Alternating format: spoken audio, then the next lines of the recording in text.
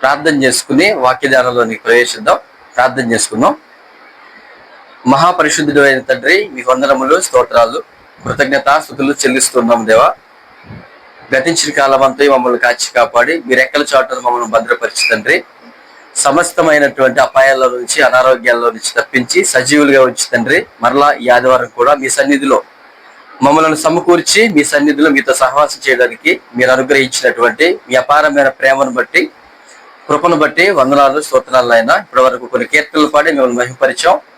తిరిగి మీరు మాకు ఇచ్చినటువంటి పరిశుద్ధ గ్రంథంలోని కొన్ని మాటలను మేము ధ్యానించడానికి సిద్ధపడుతుండగా మాకు బోధించండి. మమ్మల్ని మీ వైపు త్రిప్పుకొనమని, మీకు మహిమకరంగా ఎలాగో జీవించాలో మాకు నేర్పించమని వేడుకుంటూ, సమస్త మహిమ మీకు ఆరోపించుకుంటూ మా ప్రభువును రక్షకుడైన యేసు క్రీస్తు వారి పరిశుద్ధమైన నామంన ఈ ప్రార్థన అడిగి వేడుకొంచున్నాము తండ్రి, ఆమేన్. ముందుగా మనం ఒక వాక్యాన్ని చదువుకోగలిగితే, దానియేలు గ్రంథము 2వ అధ్యాయము 29వ వచనాన్ని మనం చదువుకున్నాం. రాజా ప్రస్తుత కాలము గడిచిన పిమ్మట ఏమి జరుగునో అనుకుని తాము పడక మీద పరుండి మనోచింత గలవారై ఉండగా, మర్మములను బయలుపరచువాడు కలగబోవు దానిని తమరికి తెలియజేశాను.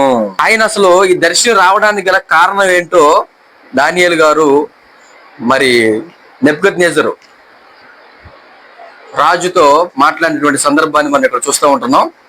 ప్రస్తుత కాలము గడిచిన తర్వాత పిమ్మట ఏమి జరుగునో అనుకుని తాము పడక మీద పరుండి మనోచింత గలవారై ఉండగా, అంటే మనోచింత అంటే మానసికమైనటువంటి ఒక బాధ, చింత నెబుకద్నెజరు రాజుకి కలిగినట్టుగా ఇక్కడ మనం చూస్తూ ఉంటున్నాం.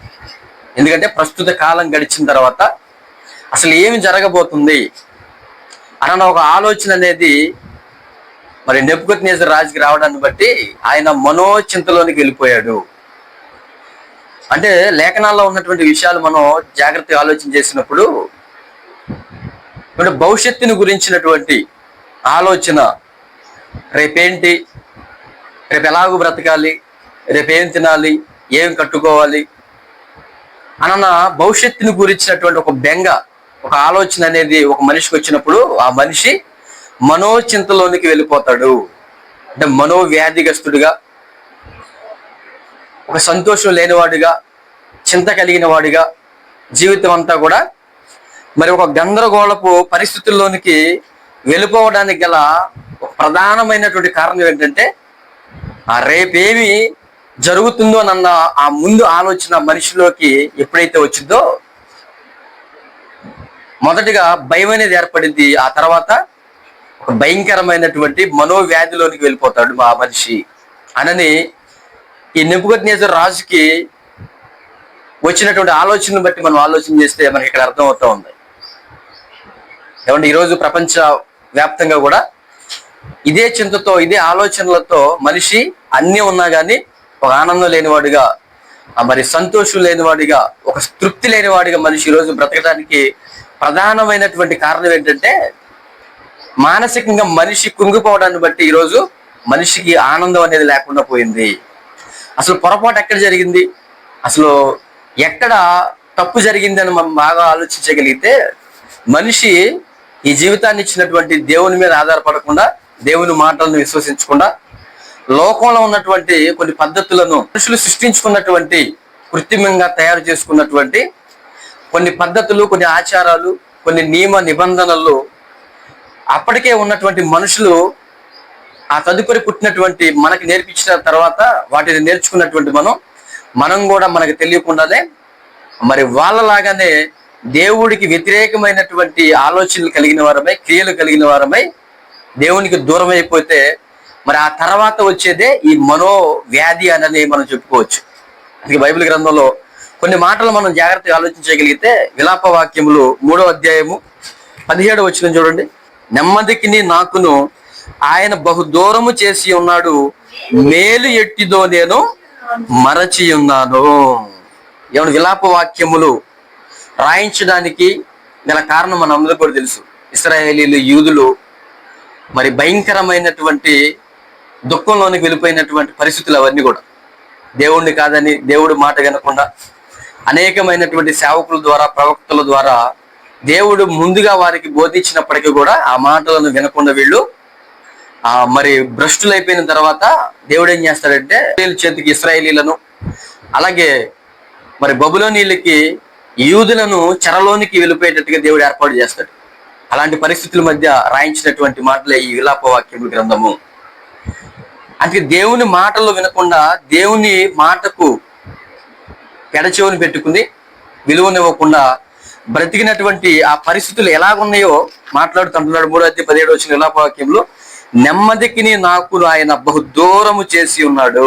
ఈయన ప్రపంచవ్యాప్తంగా ఉన్నటువంటి మరి మనసుకు ప్రశాంతత లేనటువంటి పరిస్థితి మనుషుల్లోనికి చోటు చేసుకోవడానికి ప్రధానమైన కారణం ఏంటంటే, నెమ్మది లేకపోవడానికి గల కారణం ఏంటంటే, మనుషులు దేవుని మాట వినకపోవడాన్ని బట్టి, దేవుని మీద తిరుగుబాటు చేయడాన్ని బట్టి, దేవుడు ఏవి చేయొద్దన్నాడో, వేటిని గురించి ఆలోచించొద్దన్నాడో నా మీద పూర్తి విశ్వాసం ఉంచి నన్ను ఆశ్రయించి నేను చెప్పినట్టుగా మీకు బ్రతికితే కొన్ని వేలు లక్షలు పెట్టి కొనిన రానటువంటి ఆ నెమ్మది, ఆ సంతోషము, ఆనందం అనేది మీ హృదయాలలో ఉంటుందని మనిషి తెలుసుకోకపోవడాన్ని బట్టి ఈరోజు నెమ్మది లేనివాడిగా, ప్రశాంతత లేనివాడిగా, అన్నీ ఉన్నా సరే ఆత్మహత్య చేసుకోవడానికి కూడా ఈరోజు టకాడకుండా బ్రతుకుతున్నారంటే కారణం ఎక్కడ జరుగుతుంది? దేవుని మాట వినకపోవడాన్ని బట్టి.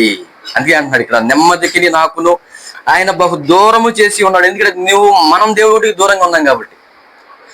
దేవునికి దగ్గరగా మనం ఉంటే ఆ ప్రశాంతత, ఆ నెమ్మది, ఆ ఆనందం, దేవుడిచ్చేటటువంటి ఆ మానసికమైనటువంటి ధైర్యం అనేది చాలా బలంగా, ఉన్నతంగా మనలో ఉండడానికి అవకాశం ఉంటుంది.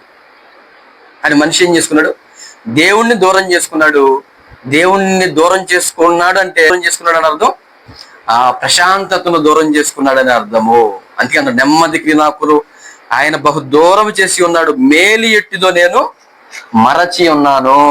అంటే దాన్ని ఒకసారి పోగొట్టుకున్నాం అనుకోండి, మరలా దాన్ని పొందుకోవడం అనేది అంత సులువేం కాదు, చాలా కష్టమైపోతా ఉంటుంది. ఒకదానికి అలవాటు పడ్డప్పుడు మనం దానిని కాదని మరలా దేవునిలోనికి రావడం అనేది జరగాలనంటే ఎంతో కఠినమైనటువంటి నిర్ణయాలు మనం తీసుకోవాలి. లేకపోతే అది అసాధ్యంగానే కనబడుతూ ఉంటుంది. అసలు దేవునిలో ఉన్నావా లేదా, వాక్యానుసారంగా ఉంటున్నావా లేదా, ఆత్మానుసారంగా మనం బ్రతుకుతున్నావా లేదా, దేవుడు అనుకున్నట్టుగా మనం జీవిస్తున్నావా లేదనే ఆత్మ పరిశీలన అనేది ప్రతి దినం మనం వాక్యాన్ని బట్టి చూసుకుంటూ మన యొక్క ఆత్మీయ జీవితాన్ని ముందుకు కొనసాగించుకుంటూ ఉండాలి. దేవునిలోంచి ఒకవేళ మనం తొలగిపోయాం అనుకోండి, వాక్యానికి భిన్నంగా మనం ఒకవేళ అయిపోయాం అనుకోండి, మరలా సెట్ అవ్వడం అనేది చాలా కష్టం అన్నమాట. చాలా కష్టం. దీంట్లో కష్టం అనేది ఎందుకంటారంటే, అనేకమైనటువంటి కఠినమైన గద్దింపుతో కూడినటువంటి మాటలు వారికి చెప్పాల్సినటువంటి అవసరం ఉంటుంది. ఆ గద్దింపులు, ఆ కఠినమైనటువంటి మాటలు తీసుకునేటటువంటి మనసు ఉంటుందా? ఒకసారి మనం వాక్యంలో నుంచి, సత్యంలో నుంచి బయటికి వెళ్ళిపోతే ఉండదు. కష్టమైపోతూ ఉంటుంది, ఇబ్బంది అనిపిస్తూ ఉంటుంది, ఇష్టం లేనిదిగా అనిపిస్తూ ఉంటుంది. ఇక దేవునికి మనం ఎప్పుడు కూడా దూరంగా, అనగా వాక్యానికి దూరంగా, వాక్యానికి వ్యతిరేకంగా మనం ఎప్పుడు కూడా మన జీవితాలలో అయిపోవడానికి ఎప్పుడు కూడా అవకాశం ఇవ్వకూడదు. అందుకే దేవుడు అంటున్నాడు, నెమ్మదికి నాకును బహు దూరంగా చేసి ఉన్నాడు. దేవుడు ఎందుకో తెలుసా? నేను ఆయనకు దూరంగా బ్రతుకుతున్నాను కాబట్టి. ఇంకా కొన్ని విషయాలు మనం చూడగలిగితే ప్రకటన గ్రంథం 14:11 చూడండి. వారి బాధ సంబంధమైన పొగ యుగ యుగములు లేచును. ఆ క్రూర మృగములకు గాని దాని ప్రతిమకు గాని నమస్కారం చేవారును, దాని పేరు గల ముద్రను ఎవడైనను వేయించుకుని ఎడల వాడును రాత్రింబగళ్ళు నెమ్మది లేని వారై ఉందురు. అంటే దేవునిలో నుంచి తొలగిపోయి దేవునికి వ్యతిరేకమైనటువంటి కొన్నిటిని మనిషి ఏం చేశాడంట? ఒక ముద్రగా వేసేసుకున్నాడు తన హృదయంలో, తన జీవితంలో. వాక్యానికి భిన్నంగా మనం ఎప్పుడైతే ఉంటామో దుష్టుని యొక్క ముద్రలు మనలోనికి వచ్చేస్తూ ఉంటాయి. దుష్టుడు ఏర్పాటు చేసినవి, దుష్టుడు వలన కలిగినవి, అంటే నేత్రాశ, శరీరాశ, జీవపుడము, ఇవి తండ్రి వలన పుట్టినవి కాదు. ఈరోజు అవే ప్రపంచాన్ని ఏలుతున్నాయి. ప్రపంచంలో ఉన్న ప్రతి మనిషి వీటిని అనుసరిస్తూ బ్రతుకుతున్నాడు. శరీరానికి కావలసిన ప్రతి దానికోసం మనిషి ఈరోజు ప్రయాసపడతా ఉంటున్నాడు. ఈ కళ్ళతో చూసిన ప్రతి దాన్ని నేను అనుభవించాలన్న దురాశతో ఈరోజు మనిషి బ్రతుకుతూ ఉంటున్నాడు. అంటే జీవగుణము, అందరికంటే నేను గొప్పగా ఉండాలి, అందరిని తక్కువ చేసి మాట్లాడడం, నేనేదో గొప్ప అయిపోవాలన్న ఒక దురాశ, ఇవన్నీ కూడా ఎవడో తండ్రి అయినటువంటి దేవుని వల్ల పుట్టినవి కాదు. ఇవన్నీ కూడా లోక సంబంధమైనవి అంటాడు అక్కడ యోహాను గారు రాసిన మొదటి పత్రిక 2వ అధ్యాయంలో. అంటే లోక సంబంధమైనటువంటి వాటిని నిజాలుగా వాడు చిత్రీకరించి దుష్టుడు వేటిని గురించి అయితే మనిషి దేవుడు ఆలోచించొద్దన్నాడో వాటిని గురించి ఎక్కువ ఆలోచించేటట్టుగా మనల్ని ప్రేరేపిస్తూ వాడికి సంబంధించినటువంటి ముద్రలు ఏవైతే ఉన్నాయో వాటిని మన హృదయాలలో, మన జీవితాలలో తీసివేసుకోలేనంతగా బలంగా వాడు నాటేసి ఈరోజు వాడి ముద్రలు మనకి వేసేశాడు. ఇలాంటి వారు ఎలా ఉంటారంట? నెమ్మది లేని వారిగా ఉంటారు. అంటే మనసులో ఒక ప్రశాంతత లేనటువంటి పరిస్థితులు మనుషుల్లోనికి రావడానికి ప్రధానమైన కారణం దేవునిలో నుంచి మనుషులు తొలగిపోయి దుష్టునికి బానిసలుగా బ్రతుకుతున్నారు. చూడండి, యోబు గ్రంథము 21వ అధ్యాయము యోబు గ్రంథము 25. వేరొకడు ఎన్నడును క్షేమమును దానిని ఎరగక మనోదుఃఖము గలవాడై మృతి నొందును. ఎప్పుడైతే మనం దేవునికి దూరంగా ఉంటామో, లోకానికి దగ్గరగా ఉంటామో, దుష్టుడి ప్రేరేపణలోనికి వెళ్ళిపోతామో అప్పుడు మనోదుఃఖం అనేది మనకు వచ్చేసింది. ఇలా మనోదుఃఖంతో బ్రతికే మనుషుల యొక్క జీవితాలు ఎలాంటివి అని చెప్తున్నారంటే ఎన్నడును క్షేమమును దానిని ఎరగిన వారిగా ఉంటారు. జీవితం అంటే ఈ శరీరానికి కావలసినవి, నేత్రాలకు కావలసినవి, ఒకటి మీద నేను గొప్పగా బ్రతకాలన్న ఆ దురాశ, ఇదే కదా జీవితం అంటే. దేవుని దగ్గర మనం ఎప్పుడైతే వాక్యానుసారంగా బ్రతుకుతామో, దేవుని దగ్గర వినయం కలిగి బ్రతుకుతామో, దేవుడిచ్చే పర సంబంధమైన శక్తి కలిగి మనం బ్రతుకుతామో, దేవుడిచ్చే ఆనందం అనేది కలిగి బ్రతుకుతామో, అది నిజమైనటువంటి క్షేమం కలిగినటువంటి జీవితం. అలాంటి జీవితం లేనివాడిగా మనోదుఃఖానికి వెళ్ళిపోయిన వాడి స్థితి అలా ఉంటుంది అని చెప్తాడు అనమాట. అంటే ఎన్నడును క్షేమం అనే దానిని ఎరగని వాడు ఎవరంటే మనోదుఃఖంలోనికి వెళ్ళిపోయేవాడు. అంటే ఇది ఒక శాపం అని కూడా చెప్పుకోవచ్చు. నిజంగా ఇది ఒక శాపం. ఒక దేవుని పిల్లలుగా, దేవుని కుమారులుగా, కుమార్తెలుగా ఈ విధమైనటువంటి లోకస్తులకి ఉన్నటువంటి ఆలోచనలు మనలో ఉండకూడదని దేవుడు ఇక్కడ మాట్లాడుతూ ఉంటున్నాడు. ఎందుకంటే అది క్షేమకరమైనది కాదు. అందుకే చూడండి, మనుషులు ఈరోజు ఎందుకు కష్టపడుతున్నారో తెలియదు. మనిషి దేనికోసం కష్టపడాలి?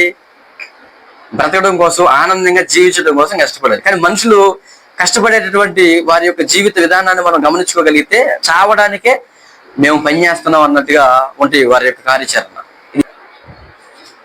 ఇంకా మార్కు సువార్త 4వ అధ్యాయము 18-19 వచ్చినా చూడండి. ఇతరులు ముండ్ల పొదలలో విత్తబడిన వారు, వీరు వాక్యము విందురు గాని ఐకిక విచారములను, ధనమోసమును, మరి ఇతరమైన అపేక్షలను లోపల జొచ్చి వాక్యమును అణిచివేయటం వలన అది నిష్ఫలమగును. మానసికమైనటువంటి అంటే భవిష్యత్తుని గురించినటువంటి ఆలోచనలు వీళ్ళలో ఎక్కువ ఉంటాయి అన్నమాట. దిగులుగా ఉండడం, ఏదో నాకు రావట్లేదనో, ఏదో నాకు పోయిందనో ఒక దిగులు సంబంధించినటువంటి మనుషుల్లాగా ఉంటారు. చూసావా? వాళ్ళు ఏమంటారంటే ఐకిక విచారములు, రేపు ఎలా బతకాలి, నా భవిష్యత్తు ఏంటి, అంటే దేవుడు ఉన్నాడు, నాకు ఏ కీడు రాదు, నాకు దేవుడు చూసుకుంటాడు అనే దానికంటే దీని మీద ఎక్కువ మనసు పెట్టుకుంటారు అనమాట. ఐకిక విచారాలు, అసలు ఏంటి నా భవిష్యత్తు. అంటే దేవుని పిల్లలుగా అసలు ఆ ఆలోచనే మనకు ఉండకూడదు. ఇదే గుర్తు, మనం దేవుని పిల్లలమే అనడానికి మొదటి స్టెప్ ఏంటంటే, ఒక గుర్తు ఏంటంటే, ఒక ఆనవాళ్ళు ఏంటంటే ఆ రేపటిని గురించినటువంటి ఆందోళన, కలవరం అనేది మన హృదయాలలో అసలు రానివ్వకూడదు. అది మనం దేనికి సంకేతం అంటే సంపూర్ణమైన విశ్వాసం దేవుని ఎడలైన కలిగి జీవిస్తున్నాను దానికి ఒక గుర్తు అనమాట. అది ఒకవేళ అది లేకపోతే ఇంకా మనకు విశ్వాసంలో బలహీనులుగా ఉంటున్నాము, దేవుడిని ఇంకా పూర్తిగా నమ్మలేదని అర్థం. మరి బాప్తిస్మం తీసుకున్నామంటే అవన్నీ అలా జరిగిపోతుంది అంతే. నిజంగా మనం నమ్మితే, నిజంగా మనం విశ్వసిస్తే, దేవుడు ఎంత గొప్పవాడో మనకు అర్థమైతే రేపటిని గురించినటువంటి ఐకిక విచారం అనేది మన తలంపుల్లోనూ కూడా రానివ్వకూడదు. ఇది ఎంత ప్రమాదం అని చెబుతున్నారు అంటే ఐక్య విచారములు, ధనమోసమును, మరి ఇతరమైన అపేక్షలు లోపల జొచ్చి, ఇవన్నీ లోపల వెళ్ళిపోయేసరికి ఇక మన హృదయాల్లో ఆనందం ఉంటుంది. చెప్పండి, ఇక దేవునికి లోబడాలన్న మనసు వచ్చిందా? అందుకే అంటున్నాడు, ఆ ముళ్ళ పొదలలో విత్తబడిన వారు అణిచివేయబడతారు. అందుకే నేను ఎప్పుడు ఎక్కువగా మాట్లాడుతూ ఉంటా. మనకు చిన్న విషయం మాట్లాడుతూ అన్నాను, అందరికంటే గొప్ప వ్యక్తి ఎవరని నేను చెప్పానంటే ఆ పొట్టి జక్కయ్య. ఎందుకో తెలుసా? ఆ ధనాపేక్షలో నుంచి ఆయన బయటకు వచ్చాడు. దానిలోంచి రావడం కష్టం కదా. అది ముళ్ళ పొదల లాంటిది అనమాట. అది మనల్ని అణిచివేస్తా ఉంటుంది, ఎదగనివ్వదు దేవుల్లో.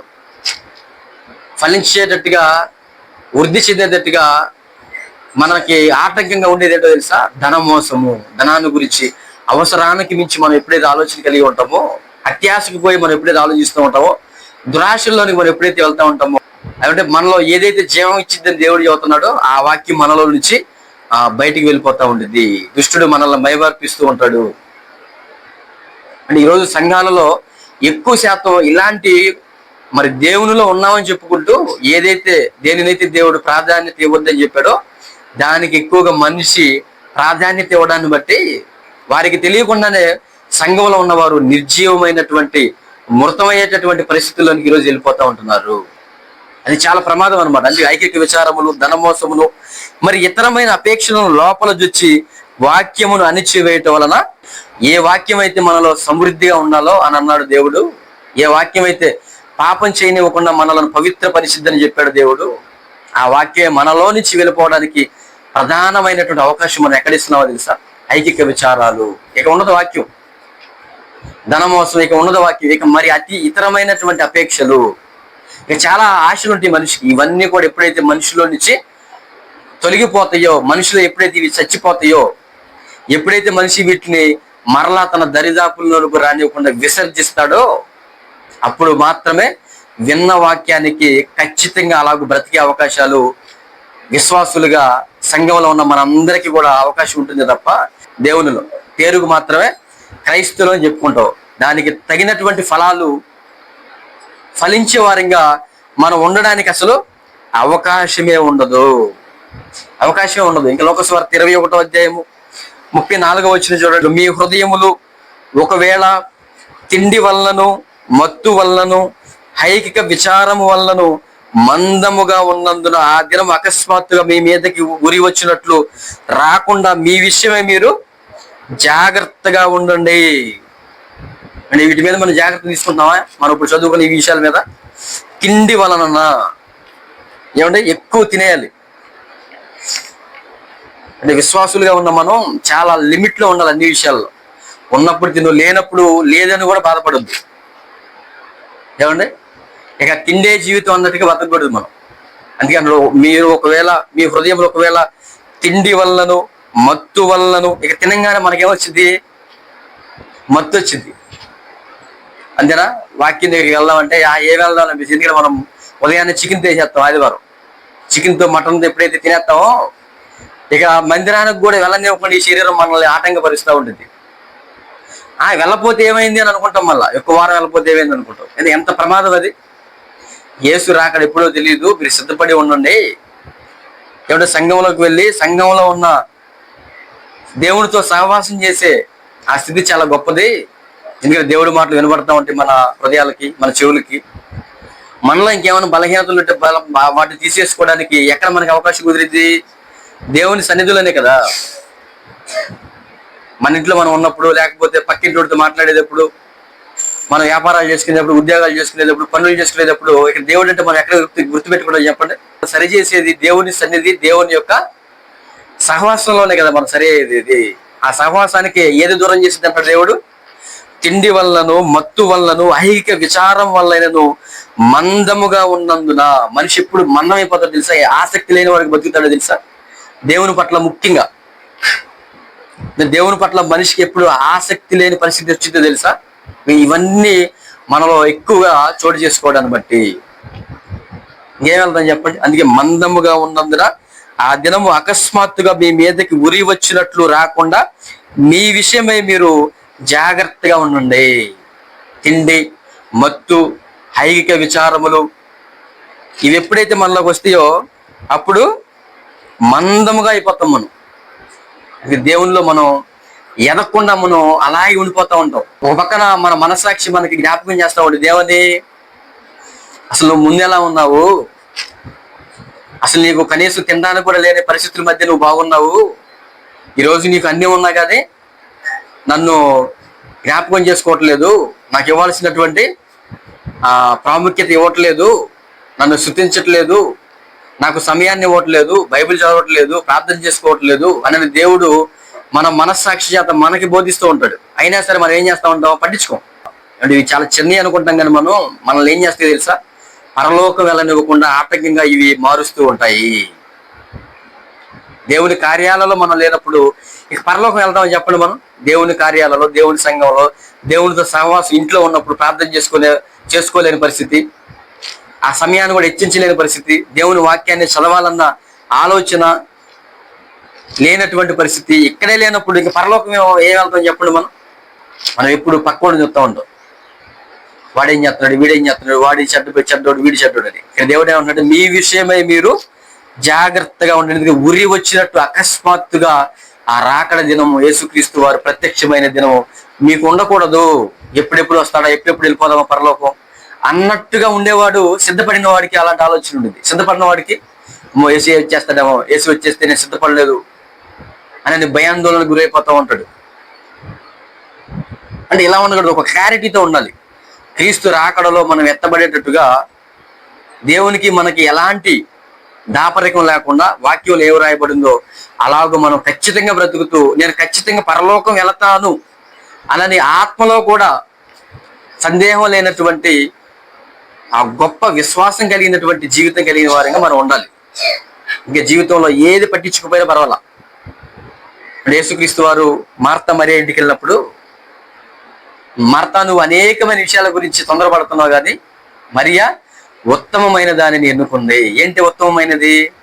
ఆయన పాదాల దగ్గర కూర్చుంది, దేవుని మాటలు వింటుంది, ఆమెలో ఉన్నటువంటి బలహీనతలు ఎవరి తీసివేసుకోవడానికి ప్రయత్నం చేస్తుంది, పరలోకానికి వెళ్ళడానికి ఆమె సిద్ధపడుతూ ఉంటుంది. అంటే అన్నిటికంటే ఉత్తమమైనది ఏది? దేవుని సన్నిధిలో దేవునితో మనం సహవాసం చేయడం, దేవునితో మనం కలిసి నడవడం అనేది, వాక్యానుసారంగా బ్రతకడం అనేది అన్నిటికంటే ఉత్తమమైనది మన జీవితాల్లో అనేది మనం ఏమైనా అర్థం చేసుకోవాలి. లోకంలో ఉన్నట్టుగా మనుషులు బ్రతికినట్టుగా ఇది చాలా గొప్పది, అది చాలా గొప్పది, అది ఉంటే గొప్పోడు, ఇది ఉంటే గొప్పోడు, ఏమంటే ఇవి గొప్పవి అనుకుంటే మనంత అజ్ఞానికి ఒకడు ఉండడు. ఒకసారి దేవుడు అది పెంట్రా బాబు, అది చాలా మిమ్మల్ని మోసం చేసింది, దాన్ని నమ్ముకున్నవాడు నన్ను చేరుకోవడం కష్టం అని చెప్పిన తర్వాత మరలా దాని గురించి మనం ఆలోచిస్తున్నామంటే, దానికోసం ప్రయాసపడుతున్నామంటే, చేయాల్సిన దేవుని పనిని చేయాల్సినటువంటి నడవాల్సినటువంటి వాక్యానుసారమైన జీవితాన్ని పక్కన పెట్టేసి మరలా వాటి కోసం మనం వెంటాడుతున్నామంటే మనం చాలా ఏమండి భయంకరమైనటువంటి పొరపాటుల మధ్య బతుకుతున్నామని అర్థం. చాలా జాగ్రత్తగా ఉండమంటున్నాడు దేవుడు. ఇంకా కీర్తన గ్రంథము 25వ అధ్యాయం 17వ వచనం చూడండి. నా హృదయ వేదనలు అతి విస్తారములు, ఎక్కట్టులో నుండి నన్ను విడిపించుము. అంటే దావీదు గారికి కూడా హృదయంలో విస్తారమైనటువంటి బాధలు వచ్చినాయి, వేదనలు వచ్చినాయి. ఈ భయంకరమైనటువంటి హృదయ వేదనలు విస్తారం అయిపోయిన తర్వాత ఆయన జీవితం ఎలాగైపోయిందంటే ఇక్కట్టులో ఉన్నట్టుగా అయిపోయింది. అంటే ఒక ఇరుక్కుపోయినట్టుగా, ఒక గమ్యం తెలియనటువంటి, దారి లేనటువంటి ఆ జీవితం ఉండిపోయింది. మన జీవితాల్లో కూడా అప్పుడప్పుడు ఇలాంటివి వస్తూ ఉంటాయి. అన్ని దారులు మూసుకుపోతూ ఉంటాయి. ఏ దారి చూసినా బాధ కలిగించేటట్టుగా అనిపిస్తూ ఉంటాయి, కన్నీళ్ళు వచ్చేస్తూ ఉంటాయి, ఇబ్బంది అనిపిస్తూ ఉంటుంది, సంతోషం లేదు అన్నట్టుగా అనిపిస్తూ ఉంటుంది. ఇక నేను కోరుకుంటానో లేదో, ఇక నా జీవితం అనేది మంచి మార్గంలో పడిద్దో లేదో అన్న ఒక అపనమ్మిక అనేది మనలోనికి వచ్చేస్తూ ఉంటుంది. దావీదు గారు ఏమంటారు? నా హృదయ వేదనలు అతి విస్తారములు. విస్తారములు అంటలే ఆయన, అతి విస్తారములు అంటే ఆ భయంకరంగా ఉంది అనమాట ఆయన జీవితంలో, హృదయంలో వేదనలో. ఏమండి వాళ్ళ కుటుంబాల దగ్గర కావచ్చు, ఆయన వెళ్తున్నటువంటి రాజరికంలో ఎదురవుతున్నటువంటి సమస్యలు కావచ్చు, అంటే ఇవన్నీ కూడా ఒకసారి ఆయన జ్ఞాపకానికి తెచ్చుకున్నప్పుడు చాలా ఆయనకి ఒత్తిడికి గురైపోయినట్టుగా ఇక్కడ మనకు కనబడతా ఉంది. హృదయ వేదనలు అతి విస్తారములు, ఇక్కట్టులో ఉన్నట్టు నేను ఉన్నాను, నన్ను విడిపించుము. అంటే ఎవరి వైపు చూస్తున్నాడు? అన్ని దారులు మూసిపోయితే మనో దుఃఖంలోని వెళ్ళిపోవడానికి నేను సిద్ధంగా ఉన్నాను, నాకు ఇక మార్గం అనేది లేదు అన్న పరిస్థితులు ఆయనకి అర్థమవుతున్నప్పుడు సూసైడ్ చేసుకోవాలి ఆయన. లేకపోతే మనిషి ఎవడన్నా సహాయం చేస్తాడని చూడాల. నువ్వే నన్ను విడిపించు, నీకే ఆ సామర్థ్యం ఉంది, నిన్నే నేను నమ్ముకునే ఉన్నాను, నన్ను ఈ స్థితిలో నుంచి తప్పించునని దేవునికి ఆయన ఏం చేస్తున్నాడు? ప్రార్థన చేస్తున్నాడు. ఈరోజు ప్రపంచవ్యాప్తంగా ఉన్న మనుషులు తెలుసుకోవాల్సిన విషయం ఏంటంటే, ప్రతి సమస్యకు ఒక పరిష్కారం ఉంది. ఆ పరిష్కారం ఏంటో తెలుసా? దేవుడు. దేవుడిని ఎప్పుడైతే మనం విడిచిపెడతామో, దేవుడి వాక్యాన్ని ఎప్పుడైతే విడిచిపెడతామో, పట్టించుకోకుండా లైట్ గా తీసుకుంటామో, అప్పుడు మన జీవితం అంతా కూడా గందరగోళం అయిపోతా ఉండేది. ఈ రోజు చూడండి, అదే జరుగుతుంది కదా. అన్నీ ఉన్నా సరే ఆరోగ్యాలు లేనటువంటి పరిస్థితులు ప్రపంచవ్యాప్తంగా. వాళ్ళు ఎంత మంచి పదవిలో ఉన్నా, ఎన్ని కోట్లుగా వాళ్ళు పడగలెత్తినా సరే వాళ్ళ జీవితాలలో ఒక ప్రశాంతత లేని పరిస్థితులు. కారణం, దేవుడిని వాళ్ళు గౌరవించలేదు కనుక, దేవునికి వాళ్ళు లోబడలేదు కనుక. ఎప్పుడు కూడా మనం దేవుని మాటలు విశ్వసించాలి. బైబిల్ ఏముందో తెలుసా? బహుమంది భక్తిహీనులకున్న ధన సమృద్ధి కంటే నీతిమంతుడికి కలిగినది కొంచెమైనను చాలా శ్రేష్టమైనది అంటాడు. అంటే నీతిగా బ్రతకడం అలవాటు చేసుకోవాలి మనం. అప్పుడు మనకి కొద్దిగా ఉందా? దేవుడి దృష్టిలో చాలా గొప్ప విషయం అది. భక్తిహీనులకి బహు సంపద ఉండొచ్చు, కానీ నీతిగా బ్రతికేవాడికి కొంచెం కలిగి ఉన్నా సరే అది చాలా శ్రేష్టమైనది. ఎందుకంటే దేవుడు మనకు తోడుంటాడు. నీతిగా బ్రతికేవాడికి దేవుడు తోడుంటాడు. ఎన్ని లక్షల వేలు ఉన్నా సరే దేవుడు తోడుండడు. వాడి జీవితం ఎప్పుడు ఏమైపోయిందో తెలియదు. ఈ మరణం తర్వాత కూడా పరలోకానికి కూడా వెళ్ళలేని పరిస్థితుల్లోనికి భక్తిహీనుడిగా బ్రతికేవాడు అయిపోతాడు. కానీ నీతిగా బ్రతికేవాడు కొంచెం ఉన్న భూమి మీద చాలా శ్రేష్ఠుడిగా ఉంటాడు. వాడి జీవితం చాలా ఉన్నతంగా ఉంటుంది. దేవుడు వాడికి తోడై ఉంటాడు. మరణించిన తర్వాత దేవుడు వాడిని పరలోకానికి ఆహ్వానిస్తాడు. ఇది ఇంతకంటే గొప్పది ఏం కావాలి చెప్పండి? అందుకే మనం వేటిని గురించి ఆరాట పడుతూ ఉంటాం కదండి. నేను ఎప్పుడు మీకు చెబుతా ఉంటా, వాక్యాన్ని చదవండి ప్రతిరోజు. దేవుని సన్నిధిలో ప్రార్థించుకోవడం అనేది అలవాటు చేసుకోండి. దేవుడి గురించి ప్రకటించాలన్నా, కొంతమందిని మార్చాలన్నా ఆ ఆలోచనతో, ఆ భారంతో మనం ముందుకు వెళ్తాం అనేది అలవాటు చేసుకోవాలి. ఇవి ఎప్పుడైతే మనం దేవునితో కలిసి నడవడం అనేది, ఈ విధమైన ఆలోచనలు అనేది మనం కలిగి జీవిస్తూ ఉంటామో, మన అవసరాలను దేవుడు తీరుస్తాననే కదా దేవుడు చెప్పాడు. నా రాజ్యాన్ని, నా నీతిని మీరు మొదట వెతకండి, అప్పుడు మీకు అన్నీ మీ అవసరాలు ఏంటో నేను చూసుకుంటానని దేవుడు భరోసా ఇస్తుంటే మనం ఏం చేస్తూ ఉంటాం? దేవుడు చేయమన్నా ఆయన నీతిని, ఆయన రాజ్యాన్ని పక్కన పెట్టేస్తాం.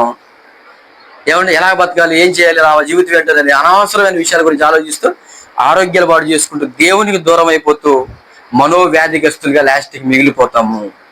సుఖమన్నది ఎరగకుండానే జీవితాలను ముగించుకునే శాపగ్రస్తమైన జీవితాల్లోనికి వెళ్ళిపోతాము.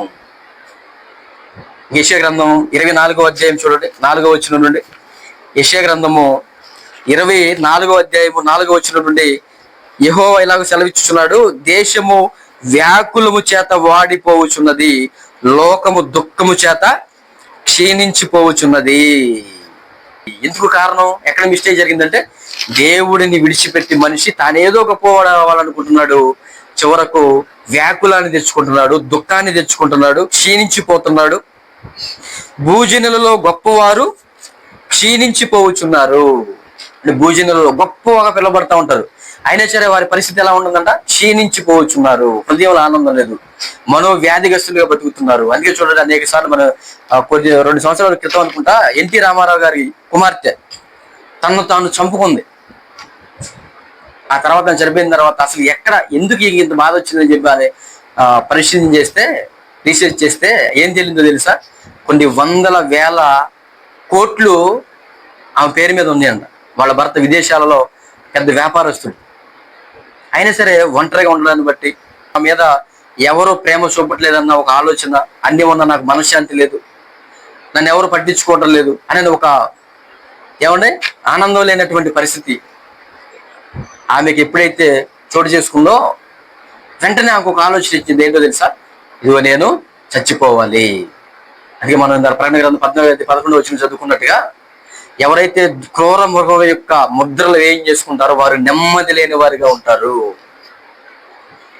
అలాంటి పరిస్థితుల్లోకి వెళ్ళిపోయింది ఆమె. చివరకు మరణంలోనికి కూడా వెళ్ళిపోయింది.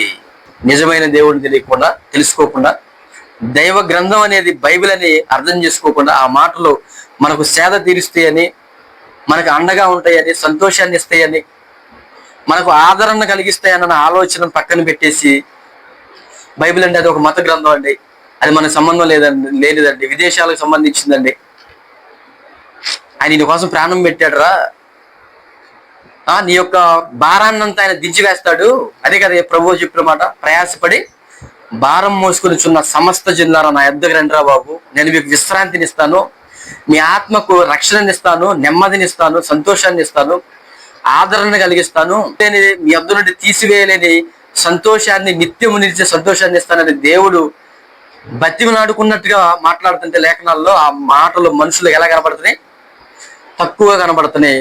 వద్దనుకుంటున్నారు. పైగా దేవుని మాటల మీద తిరుగుబాటు చేస్తున్నారు. చివరికి వారి మరణాన్ని వారే శాసించుకుని ఈ మట్టిలో కలిసిపోతున్నారు.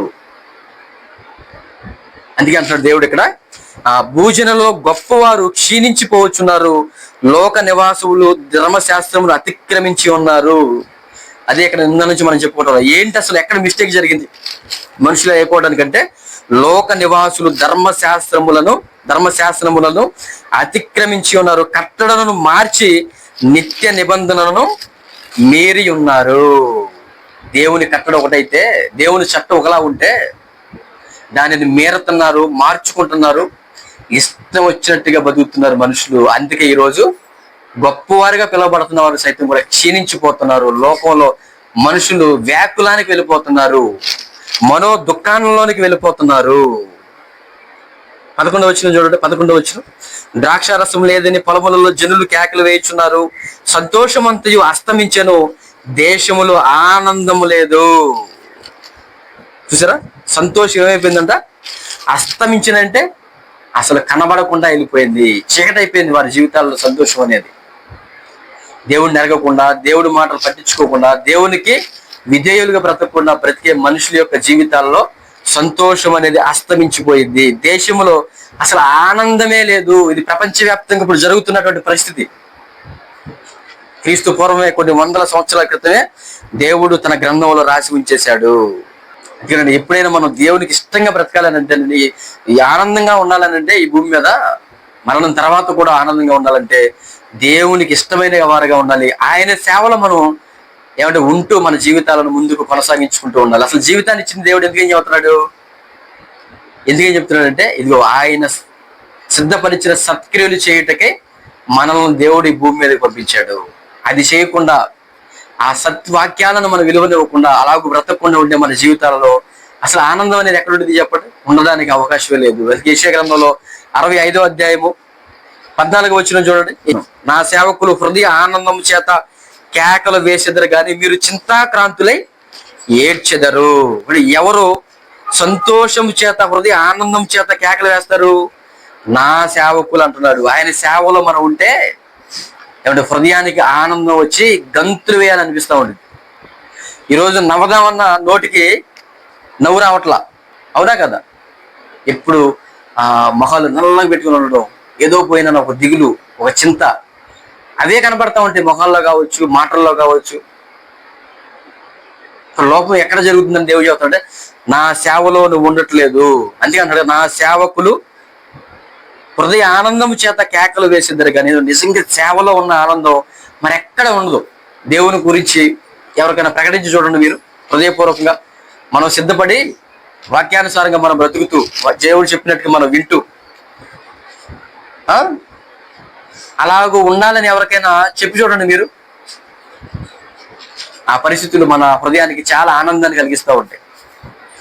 నేను డబ్బు పెట్టి మనం ఆనందాన్ని కొనుక్కుందాం, మరొకటి ఇచ్చి ఆనందాన్ని కొనుక్కుందాం, ఫలానా వస్తువు నా దగ్గర ఉంటే ఆనందం వచ్చిద్ది అని అనుకునే ఒకవేళ మనం అలా అలవాటు పడితే అది ఎన్ని రోజులు సాధ్యమైంది చెప్పండి? అది సాధ్యం అవుతుంది కదా. ఈరోజు మన దగ్గర ఉన్న వస్తువు తర్వాత మన దగ్గర నుంచి పక్కకి వెళ్ళిపోవచ్చు. ఈరోజు మన ముందున్న ఆహారం, మంచి ఆహారం రేపు ఉండకపోవచ్చు. మీరు పరిస్థితి ఎప్పుడు ఒక రకంగా ఉండవు కదా. ఎప్పుడు ఎలాగ మారుతుంది పరిస్థితులు తెలియదు. కానీ ఎప్పుడుకు మారలేనటువంటి, మనల్ని మరవలేనటువంటి ఆ దేవుడు, అందుకే కదా ఆయన గురించి ఏమని రాయబడింది? యేసు ప్రభు గురించి, నిన్న నేడు నిరంతరమైన ఏకరీతిగా ఉన్నాడు. అలాగూ నిన్న నేడు నిరంతరము మనలను విడవకుండా, ఎడబాయకుండా, మనలను ప్రేమించి మనతో ఉండాలని ఆశిస్తున్నటువంటి, మనలో ఉండాలని ఆశిస్తున్నటువంటి ఆ దేవుడిని మనం ఏం చేయాలి? కలిగి జీవిస్తే, ఆయన సేవలో మనం ఉంటే మన హృదయానికి ఆనందం వచ్చింది. అప్పుడు కేకలు వేసే అంత ఆనందం, సమృద్ధి అయినటువంటి ఆనందం. మనం సమృద్ధిగా డబ్బులు ఉంటే చాలనుకుంటాం, కానీ సమృద్ధి అనే ఆనందం ఎప్పుడైతే తెలుసా?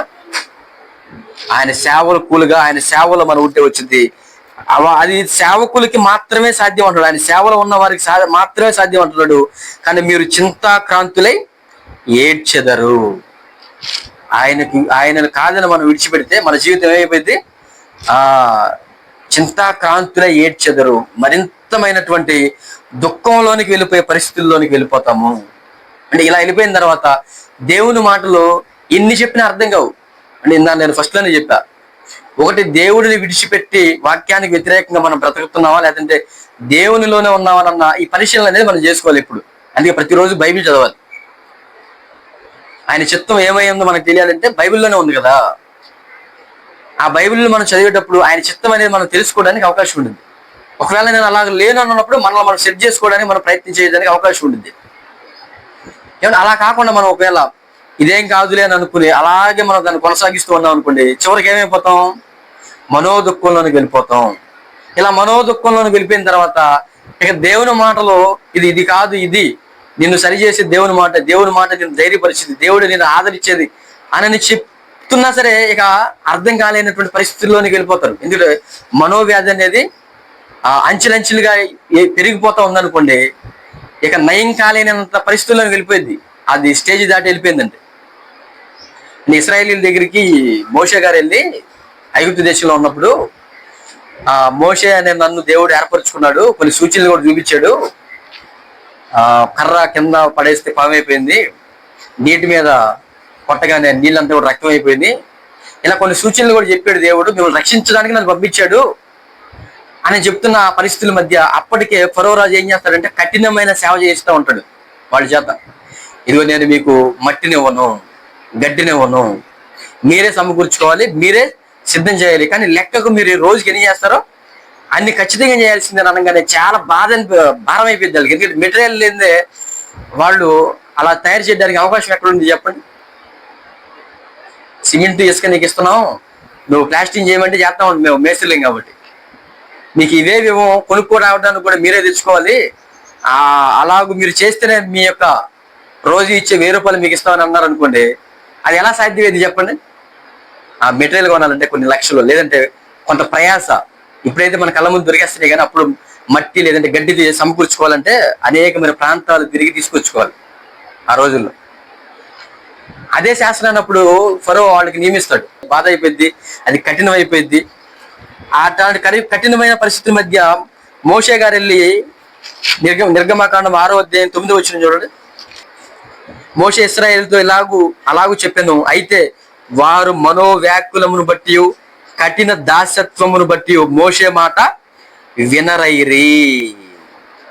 మనోవ్యాకులాన్ని బట్టి, కఠిన దాసత్వమును బట్టి. అంటే మనోవ్యాకులం అనేది మనుషులు ఎప్పుడైతే ఉండిద్దో అప్పుడు సేవకులు చెప్పిన మాట వినడానికి ఆ మనిషికి అవకాశం ఉండదు. అదే అక్కడ చెప్తున్నాడు అనమాట. అందుకే మనం ఆ రోగం ముదరక ముందు ఏం చేయమంటాడు? మీరు బయటకు వచ్చేసేయండి. సంపూర్ణమైనటువంటి విశ్వాసం మీరు కలిగి జీవించేటట్టుగా మీరు ప్రయత్నం చేయండి. నయం అవ్వకుండా ఉండేటటువంటి రోగంగా మనం దాన్ని అలాగే కొనసాగించుకుంటూ వెళ్ళకూడదు. దాన్ని అందరితో ఫుల్ స్టాప్ పెట్టేసి కొంచెం బాధ అయినా కొంచెం ఇబ్బంది అయినా సరే దేవుడిలో నేను ఉండడం అనేది అలవాటు చేసుకోవాలి. అవసరమైతే కొన్ని దినాలు, కొన్ని నెలలు దేవుని సన్నిధిలో గడపడానికి, ఆయన మాటలు చదవడానికి, నేను అలవాటు చేసుకోవడానికి కొన్ని దినాలు నేను కేటాయించాలి అన్న నిర్ణయాలు కూడా మనం తీసుకుంటా ఉండాలి అప్పుడప్పుడు. అలాగ మనం లోకంలో పడి కొట్టుకుంటూ అలాగే వెళ్ళిపోతున్నాం అనుకో, పనులు అది బాధ్యతలు అది అదే ఇదే ఎలా కొట్టుకుని అట్నుంచట్టు వెళ్ళిపోతాం. దేవునిలో తిరగడానికి అవకాశం ఉండదు.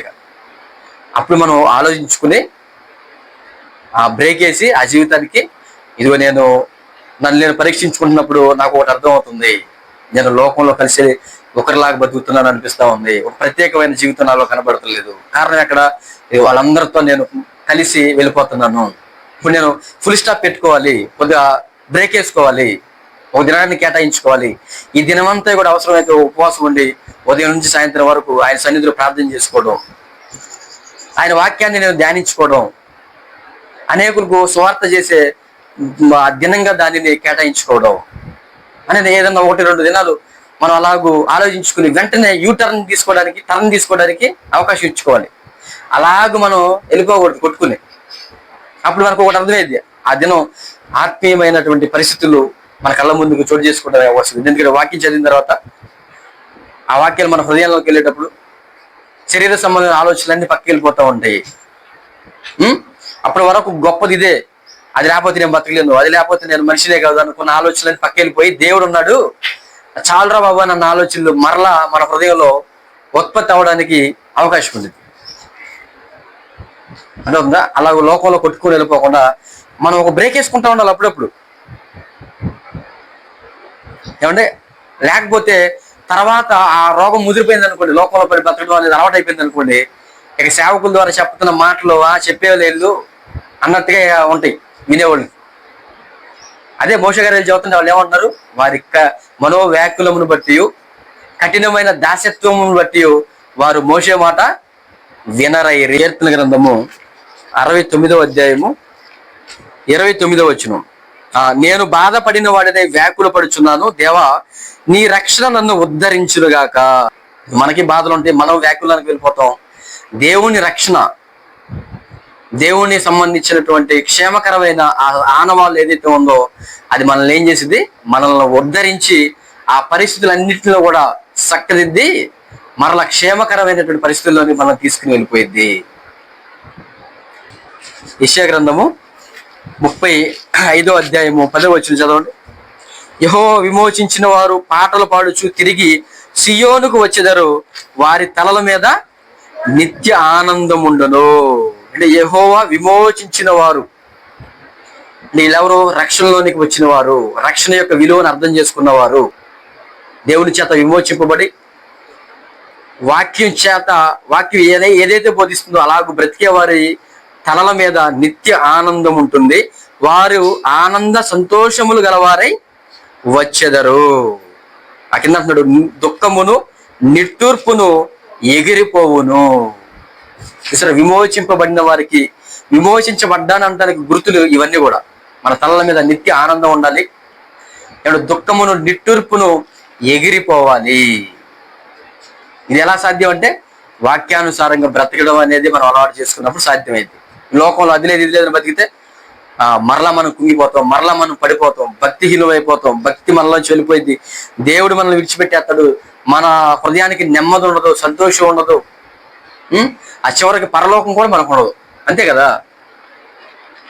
అందుకే నిట్టూర్పును దుఃఖమును ఎగిరిపోతుంది.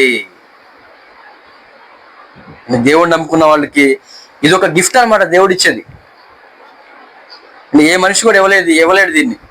మనం ఏం చేస్తామంటే దీనిని పోగొట్టుకుంటున్నాం, ఏదో లేదని దానికోసం ప్రయాసపడితే వెళ్తున్నాం. ఒకసారి మనం రక్షింపబడిన తొలి దినాల్లో ఇలాంటి పరిస్థితి మనం నిజంగా అనుభవించావా లేదా? మన మనసుకు ప్రశాంతత, ఏదున్నా లేకపోయినా దేవుడు ఉన్నాడన్న ఒక ఆనందం, ఆలోచన, బలం, ధైర్యం. ఎప్పుడు కూడా మనం దేవుడిని బట్టే ధైర్యాన్ని తెచ్చుకునేటట్టుగా ఉండాలి. నేను పదే ఎందుకు చెబుతున్నానంటే దేవుడే నాకు ఆనందం, దేవుడే నా ధైర్యం అన్నట్టుగా ఉండాలి మన జీవితం. అంటే దావీదు గారికి ఒకానొక టైంలో ఏం జరిగిందో తెలుసా? ఒకసారి చూడండి అన్నమాట. సమూయేలు మొదటి గ్రంథం 30వ అధ్యాయము మొదటి నుంచి మనం చూడగలిగితే, దావీదును అతని జనులను 3వ దినమందు సిగ్లగునకు వచ్చిరి. అంతలో అమాలేకులు దండెత్తి దక్షిణ దేశం మీదను సిగ్లగు మీదను పడి కొట్టి దానిని తగలబెట్టి గనుల్లేమి అర్పుల్లేమి అందులోనున్న ఆడువారిని అందరిని చెరపట్టుకుని చంపక వారిని తీసుకుని వెళ్ళిపోయి ఉండిరి. దావీదును అతని జనులను పట్టణములకు వచ్చి అది కాల్చబడి ఉండుటయు తమ భార్యలు కుమారులు కుమార్తెలు చెరలోనికి కొనుక్కోబడి ఉండుటయు చూసి ఇక ఏడ్చుటకు శక్తి లేకపోవనంత బిగ్గరగా ఏడ్చిరి. దుఃఖం అంటే ఏంటో అక్కడ మనకు అర్థం అవుతా ఉంది.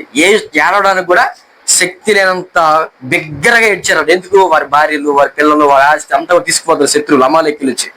యెజ్రెయేలీయురాలైన అహీనోయము, కర్మెలీయుడైన నాబాలు భార్య అయిన అబీగయీలు అను దావీదు ఇద్దరు భార్యలను చెరలోనికి కొనుక్కోబడగా చూసి దావీదు మిక్కిలి దుఃఖపడెను. మరియు తమ తమ కుమారులను బట్టి కుమార్తెలను బట్టి జనులందరికీ ప్రాణం విసిగినందున రాళ్లు రువి దావీదును చంపుదము రండిని వారు చెప్పుకొనగా దావీదు తన దేవుడైన యెహోవాను బట్టి ధైర్యము తెచ్చుకొనెను.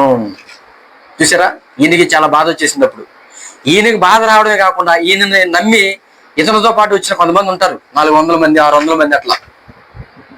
అప్పుడు సౌలు తరుగుతుంటే ఈయన అడవుల్లో వేరే వేరే దేశాల్లోకి వెళ్ళిపోతా ఉంటాడు. అప్పుడు దేవుడు ఈయనకి తోడుగా ఉన్నాడు, దావీదుకి. సౌలుకి దేవుడు దూరంగా ఉన్నాడు. సౌలు ఇప్పుడు ఆయనకున్న పరిస్థితిని బట్టి దేవుడు ఆయన్ని విడిచిపెట్టేశాడు. దేవునికి శత్రువు సౌలు, ఎందుకంటే వాక్యానుసారంగా బతకట్లేదు అని అర్థం చేసుకున్న విశ్వాసులు, ఆత్మీయులు ఏం చేశారంటే దావీదుని వెంబడిస్తారు కష్టమైనప్పటికి కూడా. అడవిలోకి వెళ్ళాలి అయినా పర్వాలేదు, ఎందుకంటే దేవుడు నీతో ఉన్నాడు. దేవుడు లేని వాడితో మేము సహవాసం చేస్తే మాకేమి ఉపయోగం లేదు, అన్నీ ఉన్నా సరే. కానీ దేవుడు నీకు తోడే ఉన్నాడు కనుక నిన్ను వెంబడిస్తే దేవుడు మాకు తోడుగా ఉంటాడు. అవి పొలాలైనా సరే, అరణ్యాలైనా సరే, ఇబ్బంది కలిగించే పరిస్థితులైనా సరే, ఆహారం లేని పరిస్థితులైనా సరే. దావీదు గారి జీవితం మనం చదువుకుంటే కానీ చాలా భయంకరమైన పరిస్థితుల్లో వెళ్ళిపోతాడు ఆయన. ఒకనొక టైంలో రాజునే కానీ ఆయన చెప్పుకోవడానికి మాత్రమే కానీ ఆహారం లేని పరిస్థితుల్లో వెళ్ళిపోతాడు దావీదు. అలాంటి పరిస్థితుల మధ్య వీళ్ళందరూ కూడా దావీదుతో సహవాసం చేయడానికి ఇష్టపడతారు, ఎందుకంటే దేవుడు నీకు తోడే ఉన్నాడు. కాబట్టి అలాంటి పరిస్థితుల మధ్య ఉంటున్న ఆ క్రమంలో అమాలేకీయులు వచ్చి వీళ్ళు ఒక ప్రదేశం నుంచి వెళ్ళి వచ్చేసరికి వీళ్ళ కుటుంబాల మీద వాళ్ళు అటాక్ చేసి వాళ్ళందరూ కూడా తీసుకెళ్ళిపోతారు. ఆ తీసుకెళ్లిపోయిన పరిస్థితుల మధ్య ఎంత ప్రేమ ఉన్నవాడికైనా ఏమేం జరిగింది అప్పుడు? భార్యలు పిల్లలు లేకపోవడం అంటే, వాళ్ళ ఆస్తులు అంతా తీసుకెళ్ళిపోవడం అంటే ఎంత బాధ కలిగించింది. దావీదుని మనం వెంబడించడాన్ని బట్టి దావీదును మనం చంపేయాలన్న పరిస్థితిలో వెళ్ళిపోతారు. ఎందుకంటే మనిషి పరిస్థితులను బట్టే కదా మంచోడు చెడ్డోడు అని చెప్పేది. పరిస్థితులు అనుకూలంగా ఉన్నప్పుడు మంచోడు అన్నారు దావీదుని, పరిస్థితులు ప్రతికూలంగా మారంగానే వాళ్ళందరిని తీసుకెళ్ళిపోగానే దావీదుని చంపేయాలన్న కోపం కూడా వచ్చేసింది వాళ్ళకి. ఇక దావీదుకి ఏం చేయాలో అర్థం కాదు. ఈయన పిల్లలు పోతారు, ఈయన భార్యలు వెళ్ళిపోతారు, ఈయనకి బాధ ఉంది, ఈ బాధకు తోడు వీళ్ళు చంపేయాలన్న ఆలోచన వీళ్ళకి వచ్చేసింది. అప్పుడు ఏం చేయాలో తెలియక దావీదు ఏం చేశాడట, చదవండి అన్నమాట. ఆరో వచనంలో రాళ్ళు చంపాలని వాళ్ళు అనుకుని చెప్పుకొని చుండగా దావీదు తన దేవుడైన యెహోవాను బట్టి ధైర్యము తెచ్చుకొనెను. ఎవరిని ఆశ్రయించి ఇప్పుడు మరింతగా అవసరం దేవుడు నాకు అనుకునేది, దేవుడిని బట్టి ధైర్యం తెచ్చుకుని. ఆ తర్వాత చదివితే కింద వచ్చినాళ్ళు వీళ్ళు వెళ్తారు, ప్రయాణం చేసుకుంటూ వెళ్తే వాళ్ళ భార్యలు పిల్లలు వాళ్ళని ఏమైనా చంపరు, అలాగే ఉంటాయి, వాళ్ళ మీద యుద్ధం చేస్తారు. మరలా యథావిధిగా వాళ్ళ ఆస్తులు కూడా తీసుకుని వచ్చేస్తారు వీళ్ళు. అది కాకుండా నా పిల్లల భార్యను తీసుకువెళ్ళిపోయారు కనుక వాళ్ళు చంపేసి ఉంటారు, నా పిల్లలు కూడా చచ్చిపోయి ఉంటారు అని ముందుగానే అపనమ్మికలోకి వెళ్ళిపోయి దేవుడిని దూషించి దేవుడి మీద అవిశ్వాసాన్ని తెచ్చుకుంటే అంటే ఎలాంటి పరిస్థితుల్లో వెళ్ళిపోయేవాడు దావీదు. ఎప్పుడు కూడా అండి మనం దేవుడిలో ఆత్మీయంగా బ్రతికేటప్పుడు ఒకటి ఆలోచించుకోవాలి, మనం ప్రతికూల పరిస్థితుల్లో దేవుడిని దూషించకూడదు, అనుకూలంగా ఉందని గర్వించి దేవుడికి దూరం అయిపోకూడదు. ముందుగానే ఊహించేసుకోకూడదు, అమ్మో నాకు ఆందోళన జరిగిపోయింది, నాకు కీడు వచ్చేసిద్ది, నా జీవితం ఏమైపోయిద్దో అని ఎప్పుడు ఆలోచించుకోకూడదు. దేవుని పిల్లగా మనం అంత కఠినమైన పరిస్థితుల మధ్య కూడా దావీదు ఏం చేశాడు, యెహోవాను బట్టి ధైర్యం తెచ్చుకున్నాడు. అది విశ్వాసంతో మనం నిలబడితే దేవుడు ఇచ్చే ప్రతిఫలం అంత గొప్పగా ఉండిందని మనం అర్థం చేసుకోవాలి. ఇంకా చివరిగా ఒక వాక్యం చూసి ముగించేసుకున్నాం. యోహాను సువార్త 14వ అధ్యాయము 27 శాంతి మీకు అనుగ్రహించి వెళుచున్నాను, నా శాంతినే మీకు అనుగ్రహించుచున్నాను, లోకం ఇచ్చినట్టుగా నేను మీకు అనుగ్రహించటం లేదు, మీ హృదయమును కలవరపడనీయకుడి వెరవనీయకుడి.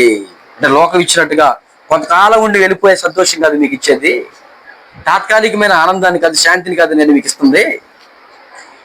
కాబట్టి మీ హృదయాన్ని మీరు ఏం చేసుకోవద్దు, కలవరపడించుకోవద్దు, వెరవనీయొద్దు అని యేసు ప్రభు స్వయంగా ఆయనే మనకు చెప్తున్న మాట అనమాట. మనతో మాట్లాడుతున్న మాట ఏంటంటే, శాంతిని మీకు అనుగ్రహిస్తున్నాను, నా శాంతిని మీకు ఇస్తున్నాను, మీ హృదయాన్ని మీరు కలవరపడించుకోవద్దు, వెరవనీయొద్దు, అవిశ్వాసంగా మీరు బ్రతకొద్దు, ఆందోళన చెందొద్దు, మనోవ్యాధిగ్రస్తులుగా మీరు ఉండొద్దు. అది ముద్రనిచ్చితే దేవుడి మాటలు కూడా మీరు వినలేని పరిస్థితుల్లోకి వెళ్ళిపోతారు. దేవుడే మన సంతోషాన్ని ఇచ్చేది, దేవుడే సమస్త సమస్యలకు పరిష్కారం అనేది తెలుసుకోకుండా మనుషులు ఈరోజు దుష్టుడి బారిన పడిపోయి దేవునికి దూరం అయిపోయి జీవితాలను పాడు చేసుకుంటున్నారు. కాబట్టి దేవుని పిల్లలుగా మనం వీటన్నిటిలోంచి తప్పించుకునిగా మనం ఉండాలని వాక్యాలు బోధిస్తున్న కనుక అలాగ బ్రతకాలని ఆశిస్తూ ఈ మాటలు ముగిస్తున్నాను. ప్రార్థన చేస్తున్నాను. పరిశుద్ధుడైన తండ్రి, మీకు వందనములు స్తోత్రాలైనా మీ కృపా కార్యక్రమాలను బట్టి మీరు ఇచ్చినటువంటి మాటలు, కొన్ని మాటలు మీరు మాతో ఉండి మీరే నాయకుడిగా, అధ్యక్షుడిగా మీ ఆత్మశక్తి ద్వారా మాకు బోధించినట్టు వందనాలు తండ్రి. వినబడిన మీ మాటలు మా హృదయాలను నిలుపుకొని మీ మాటలన్నీ మాలో ఉన్నటువంటి విశ్వాసాన్ని తీసివేసుకోకుండా తండ్రి, మరింతగా విశ్వాస జీవితాన్ని వృద్ధి కలిగింపజేసే మీ వైపు చూస్తూ, క్రీస్తు వైపు చూస్తూ మా జీవితాలను మరింతగా మీకోసం బ్రతికేవిగా, వాక్యాన్ని నమ్మి ముందుకు వెళ్ళే, రేపటి గురించి ఆలోచించకుండా, చింత లేకుండా తండ్రి మీ సేవలోను మీ వాక్యంలోను మేము మరింతగా ఎదుగుతూ ఫలిస్తూ అభివృద్ధి చెందడానికి సహాయాన్ని అనుగ్రహించమని ఈ దినం కొరకే మీరు ఏర్పాటు చేసిన వాక్య ధ్యానాలను బట్టి మీకు కృతజ్ఞతాస్తుతులు చెల్లించుకుంటూ మా ప్రభువును రక్షకుడైన క్రీస్తు నామమును ఈ ప్రార్థన అడిగి వేడుకొంచున్నాము.